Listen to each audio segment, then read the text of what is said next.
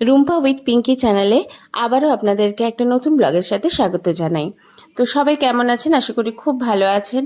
আর এটা আমার একটু পুরনো ব্লগ, আমি শেয়ার করতে পারিনি, তখন বাপির শরীরটা খুব খারাপ ছিল, শেয়ার করা হয়নি। তো আমরা আজকে যাচ্ছি হলো বড় কাছারি মন্দিরে পুজো দিতে, আমি আর মা। যাওয়ার কারণটা হলো আমার মাসি শাশুড়ির নাতনির অন্নপ্রাশনের আগে ওদের বড় কাছারিতে পুজো দেওয়া। তো আমাদের সবাইকে বলেছিল, তো রেডি হয়ে নিয়েছে, একটা শাড়িও পরেছি। কেমন লাগছে সবাই কমেন্ট করে জানিও। আর এক্ষুনি আমরা বেরিয়ে যাব। এখানে অন্নপ্রাশনের আগে যেরকম আমরা বাড়িতে একটা সত্যনারায়ণ পুজো করে থাকি বা কোনো মন্দিরে পুজো দিই, তো এখানে রিচুয়ালস হলো প্রত্যেকেই অন্নপ্রাশনের আগে ওই মন্দিরে গিয়ে পুজো দেয়। তো গাড়ি চলে এসছে, গাড়িতে উঠেও গেছি। তো আমার আগেই ঠিক এই গাড়িটা ছিল। ওদের বাড়ির যত ইয়ং ছেলেরা ছিল তারা এরকম বক্স বাজিয়ে নাচতে নাচতে যাচ্ছিল, সামনের গাড়িতে বাচ্চা যাচ্ছিল, আমি পেছনের একটি গাড়িতে উঠেছিলাম। তো যাই হোক, এখানে আমরা পৌঁছেও গেছি। পৌঁছে গিয়ে দেখো এখানে না বিশাল রুম করা আছে, অনেক দূর দূরান্ত থেকে যারা আসে তারা এখানে থাকে, তারা থেকে পুজো দিতে পারে, তারা ড্রেস চেঞ্জ করে, বিভিন্ন রুম ভাড়া পাওয়া যায়।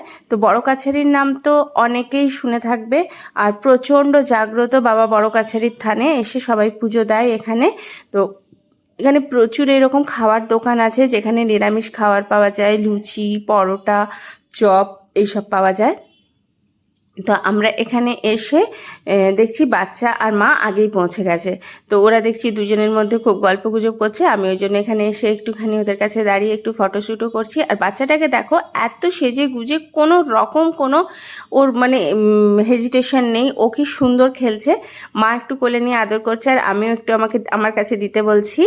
আর দেখো মানে কোনো লোকজন চেনা চেনা নেই, সবার কোলে চলে যাচ্ছে, কি সুন্দর। আমিও ওকে নিয়ে একটু ফটো তুলছিলাম, কেননা বেটু, পিঙ্কি এরা বাড়িতে ছিল, এদেরকে একটু দেখাবো।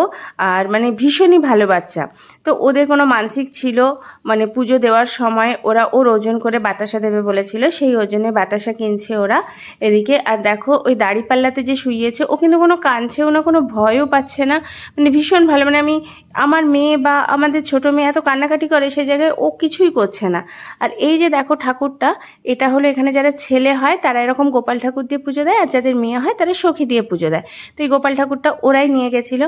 বাচ্চাটাকে এবারে ন্যাড়া করিয়ে নিচ্ছে। অন্নপ্রাশনের সময় তো অনেকেই আছে যাদের বাচ্চাদেরকে ন্যাড়া করায়, তো সেরকমই এরও অন্নপ্রাশন হবে বাড়িতে, তার আগে হলো এরকম মন্দিরে নিয়ে গিয়ে ওরা ন্যাড়া করিয়ে নিচ্ছে এখানে।